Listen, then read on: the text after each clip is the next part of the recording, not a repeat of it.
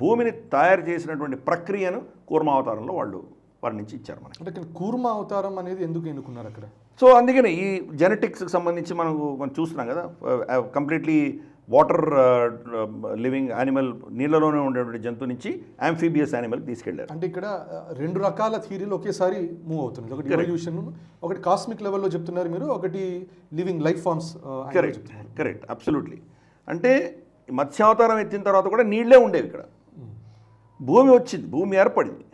అంటే నీటి యొక్క ప్రవాహం అనేది కొంత ఎక్కడో బహుశా లోపలికి వెళ్ళిపోయి ఉండొచ్చు, లేదా చాలా థియరీస్ అని చెప్తుంటే మనం చాలా కొన్ని పెసిఫిక్ ఓషన్ అంత సముద్రాల్లో ఉన్నటువంటి నీళ్లు మనం కోల్పోయామని చెప్తున్నారు.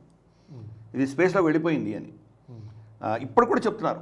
మైక్రో పార్టికల్స్ మన భూమి నుంచి చంద్రుడికి వెళ్తున్నాయట. లేటెస్ట్ ఒక 4-5 రోజుల క్రితం సైన్స్ మ్యాగజైన్లో వాటిలో పబ్లిష్ అయింది అది. ఇప్పుడు కూడా భూమి నుంచి మ్యాటర్ తీసుకుంటోంది చంద్రుడు అని అంటున్నారు. చాలా తక్కువ మోతాదులో వెళుతోంది, కానీ వెళుతోంది అంటున్నారు. అంటే కొన్ని కోట్ల సంవత్సరాల్లో ఎంతో ఈ నీళ్లు వెళ్ళిపోయి ఈరోజు భూమి ఏర్పడింది. దానే ఈ యొక్క కూర్మావతారంలో వర్ణించబడింది.